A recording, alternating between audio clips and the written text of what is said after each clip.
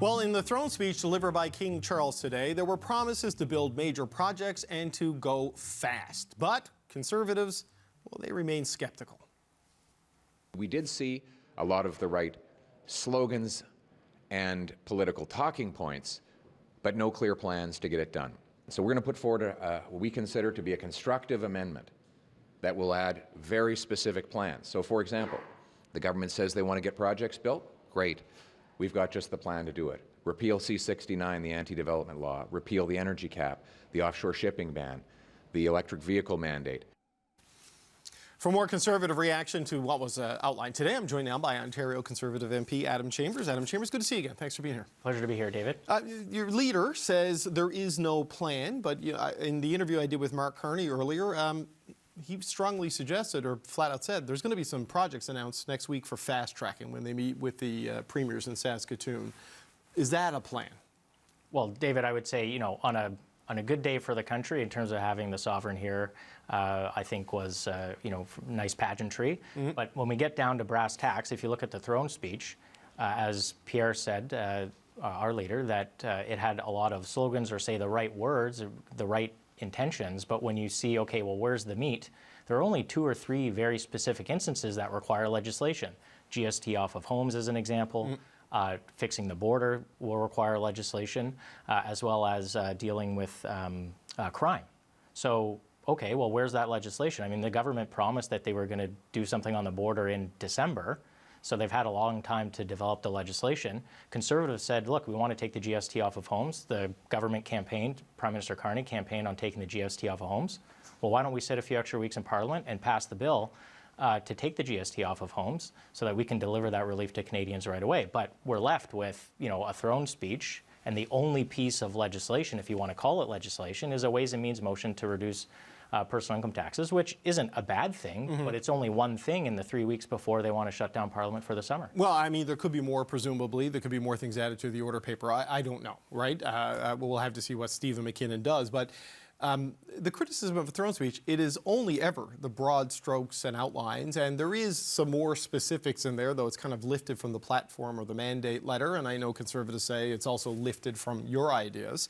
But the level of specificity that is suddenly being demanded from a throne speech is not how I've ever seen throne speeches done in my 52 years. Well, David, I think it would be fair if the government says it's not doing a budget, that the throne speech would then be a little bit more specific, or at least say, and we're following up with legislation immediately to be introduced on these 3 or 4 very important measures. I mean, these are the Prime Minister Carney's own words when his interview with you says, we're in a crisis.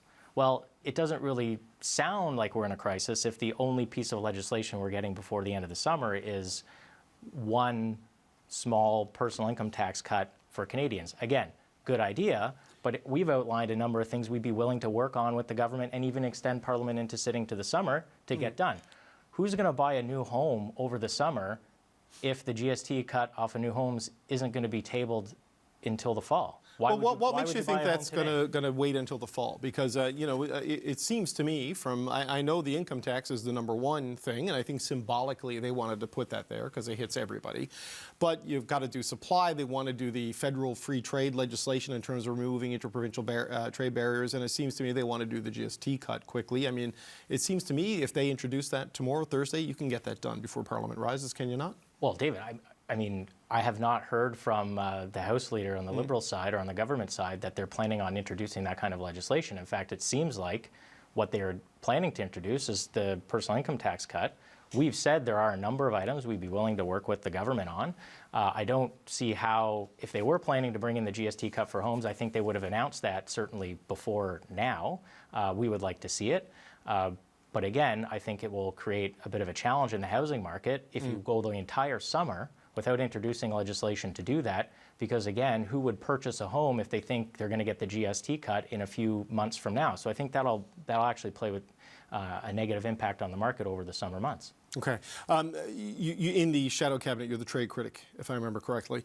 One of the issues the Prime Minister sort of talked about today after the throne speech, well, he referenced it in the throne speech, gave some more specifics of it in our conversation. It's about having some sort of an arrangement with Europe in June on a defense partnership, on the Rearm Europe initiative, but to build defense capacity here and start doing more of a industrial and defense procurement policy swap with Europe and moving away from the reliance on the United States. How do you view that conceptually? I know there's a lot of fine print to see there, but moving away from the 75 cents on the dollar, going to the U.S. on defense.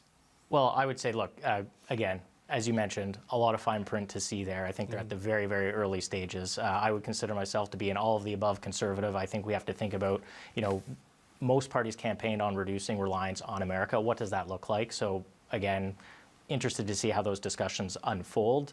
The Prime Minister's also mentioned about joining the ballistic missile defense program with the U.S. So we'll have to see how these things come to fruition or not.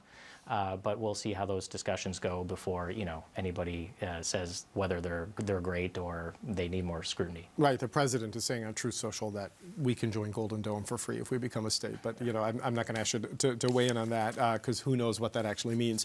But the implication, though, that something is coming. Wab Kinew sat there yesterday and said next week in Saskatoon they're expecting movement on the fast tracking of projects. The Prime Minister said as much today. What are you looking to see there? I know the Western premiers have talked about an economic corridor to the Port of Churchill that would maybe open things up for energy and other exports in that direction and do some northern development. I know Premier Ford has talked about the Ring of Fire and the tunnel under the GTA, which I don't know if you support or not as a Simcoe guy. But what do you hope to see come out of the First Minister's meeting next week on this stuff? Well, I hope to see exactly what people spoke to me about during the election. I think they want to see collaboration. I would say I was impressed with some of the rhetoric or the communication from premiers. In particular, Premier Kinew said, look, this is an opportunity for a nation-building project. Okay, that's great. Let's see what that looks like. I think all Canadians don't really care about the level of government, which is supposed to be tasked with, fixing what or getting together, but let's figure out. Get it done. Yeah, let's get it done. So, bringing it back to the federal level, we're here, we're ready to work. I think we're ready to work on some things, collaboratively where it makes sense, hold the government accountable, where we have some concerns. We're going to vote on main estimates were tabled. The government's asking for $500 billion of spending authorities without any committees to go through that spending, without any budget to say, hey, this is how this is going to play out over the next few years. I'm not really sure that's the right kind of foot to get off on federally, at least. I think, for Prime Minister Carney to ask for that kind of money to spend, I think we should have committees up and running. We should have an ability to scrutinize some of that spending. If we're not going to get a budget until a few months from now or, wherever that is, the fall goes all the way to December, David. I feel like it's got to be by October at the latest, don't you think? Well, you know what I mean? Like at the very latest, that's what it is. I want to. The Prime Minister is setting himself some very, very high expectations, very, very high in ambition. Will he have the perspiration to carry it through? I would say, but only having one or maybe two pieces of legislation before we go for the summer, when you have at least one party saying, look, like we're here, we're willing to work with you to pass some of these things, like the GST cut on homes. I think, the proof is in the pudding. I had a grade 5 teacher who said, I'm from the Missouri state, so show me. Right, but I listened to what your leader had to say today. It's not just we'll work with you on the things from your platform that we agree with. There's also all the things from our platform we want you to do this summer as well, right? And like I know you increase your votes and you increase your seats, but they still won the election, so they kind of get to decide where it goes, right? And I know the call is for the elimination of C-69. The argument is that you can expedite projects even with C-69 in place because there is a substitution option in there for program review, a substitution policy that you can substitute a provincial review for the federal review if it meets a certain consistent standard. That seems to be the mechanism they're going to use to fast track some of these things. Do you accept that it can be done that way, or do you think the whole thing's got to be torn down? Well, I'm not sure. If the Prime Minister's position is that he doesn't need to get rid of C-69 to get some of these projects built, okay, well then, show you. Let's see how that works, because in our estimation and what we've heard from industry is that that is the impediment to getting some of these projects built. So that's why we've been calling for the repealing of C-69. If the Prime Minister thinks there is another way that's possible, I'd note that in the throne speech it says within a couple of years they're going to try to move the approvals down from 5 years to 2 years. But in a couple of years from now, well, if we're in a crisis, I mean, the time to act is now. Yeah, and they say that within 6 months they'll try to have an agreement with provinces to get alignment on these things. But yeah, it's not a lot of time and a lot to do. All right, I'll make you a deal. I'm going to try to find out tomorrow if the GST cut on homes is coming in this session, and if it is, we'll have you back. Maybe I'll for an come update. back. Yeah, well, If I can get through security. Exactly. Well, you know, it's an open door policy here at the CBC. Ontario Conservative MP Adam Chambers. Always appreciate the time, sir. Thanks. Thank you, David.